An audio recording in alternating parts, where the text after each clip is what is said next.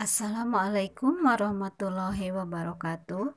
Selamat bertemu kembali di kelas Bahasa Indonesia bersama Ibu.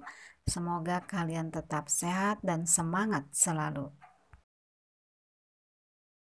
Sekarang kita akan membahas teks prosedur. Apa itu prosedur? Manfaatnya apa atau fungsinya, dan apa saja sih jenis-jenis teks prosedur itu? Tetapi sebelumnya Ibu sampaikan dulu tujuan pembelajaran kali ini. Setelah pembelajaran selesai, peserta didik diharapkan mampu menentukan ciri umum teks prosedur, tujuan komunikasi dengan tepat.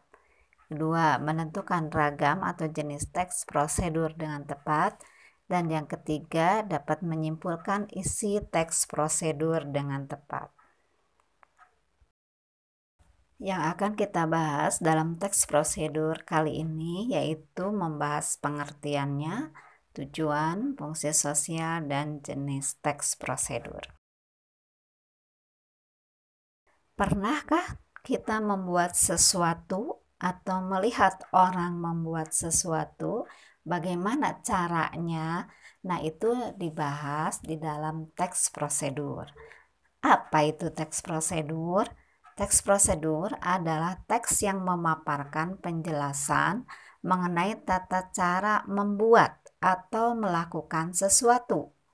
Teks ini dibuat untuk menggambarkan cara melakukan atau membuat sesuatu melalui serangkaian tindakan atau langkah-langkah. Tujuan teks prosedur adalah memberikan petunjuk atau cara melakukan sesuatu melalui serangkaian tindakan atau langkah-langkah. Itu membantu seseorang memahami bagaimana cara melakukan atau membuat sesuatu itu dengan tepat. Artinya, dengan teks prosedur memudahkan orang lain untuk membuat sesuatu. Fungsi sosial dari teks prosedur adalah menginformasikan cara membuat atau melakukan sesuatu kepada pembaca atau pendengar. Contoh, baik guru maupun orang tua itu bertanggung jawab membantu anaknya untuk memahami bagaimana cara memainkan angklung, melakukan gerakan tarian, cara membuat minuman, cara membuat nasi goreng, dan sebagainya. Jenis-jenis teks prosedur itu ada 3 macam. Dilihat dari isinya. Yang pertama ada teks prosedur membuat sesuatu. Yang kedua, teks prosedur memainkan alat atau memainkan sesuatu. Dan yang ketiga, teks prosedur melakukan sesuatu.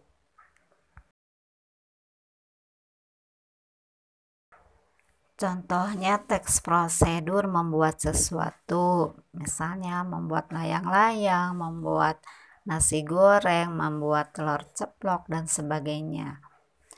Nah, kita amati cara membuat layang-layang. Ini salah satu contoh teks prosedur membuat sesuatu.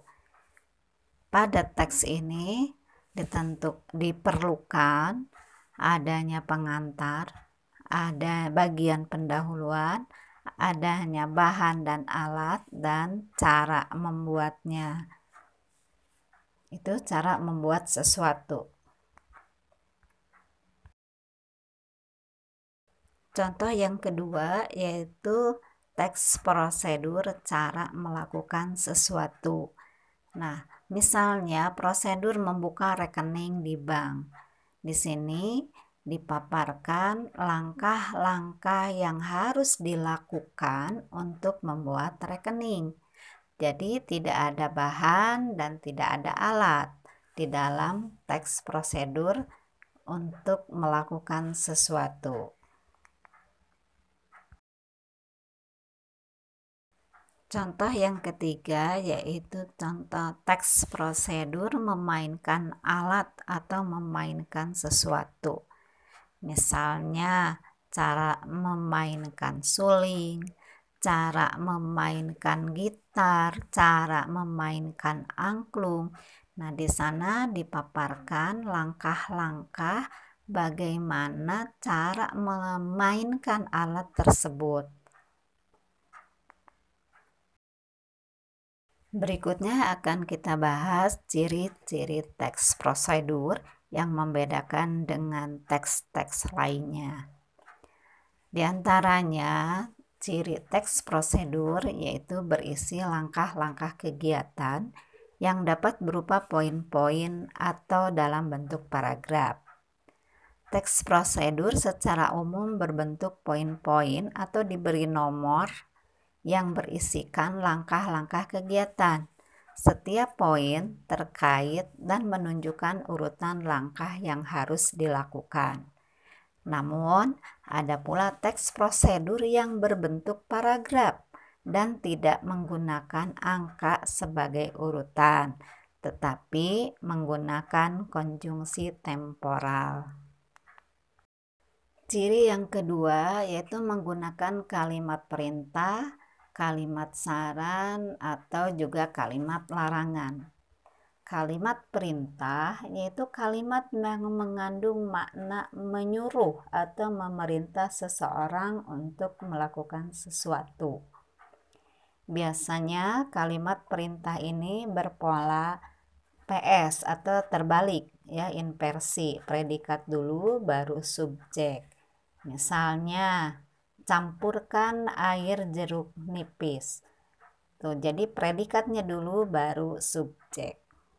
Kalimat saran dalam teks prosedur bertujuan untuk mengarahkan seseorang yang melakukan sesuatu agar mendapatkan hasil yang lebih baik. Atau juga misalnya kalimat larangan yaitu agar seseorang tidak melakukan langkah yang salah. Itu di dalam teks prosedur. Ciri yang ketiga yaitu berisi informasi yang bersifat objektif, yaitu maksudnya berisi informasi yang bermanfaat untuk semua orang. Informasi yang disampaikannya secara objektif, berdasarkan percobaan atau analisis, bukan hayalan penulis. Ciri yang keempat yaitu disusun secara sistematis dan secara rinci atau detail. Di dalam teks prosedur berisi langkah-langkah yang sistematis, berurutan. Jadi setiap langkah juga dijelaskan secara rinci agar dapat dipahami bagaimana langkah yang akan dilakukan. Ciri yang kelima yaitu adanya kata bilangan, bilangan urutan ataupun angka yang menunjukkan urutan atau menunjukkan langkah-langkah prosedur. Angka digunakan untuk memberi nomor pada tahapan-tahapan. Bila dalam bentuk paragraf, tidak menggunakan angka, tapi menggunakan kata bilangan seperti pertama, ketiga, dan seterusnya yang menunjukkan tahapan atau langkah-langkah kegiatan. Dilihat dari langkah-langkah yang diuraikan dalam teks prosedur, maka dapat dikelompokkan menjadi beberapa macam teks prosedur. Macam-macam teks prosedur, yang pertama teks prosedur sederhana, yaitu teks prosedur yang berisi langkah-langkah yang sederhana, umumnya terdiri atas 2 hingga 4 langkah saja. Untuk mengoperasikan sesuatu itu hanya paling banyak 4 langkah. Kedua, teks prosedur kompleks. Teks prosedur ini itu terdiri atas banyak langkah yang setiap langkahnya berkaitan dengan langkah lainnya. Itu cukup rumit atau luas. Yang ketiga, teks prosedur protokol merupakan prosedur yang merupakan kegiatan atau cara atau juga langkah-langkah yang tidak terlalu sulit dan mudah untuk dipahami. Demikianlah bahasan kita kali ini mengenai teks prosedur. Semoga kalian bisa memahaminya, dan nanti kita lanjutkan dalam bahasan struktur dan kebahasaan teks prosedur. Tetap semangat dan semoga kalian tetap sehat.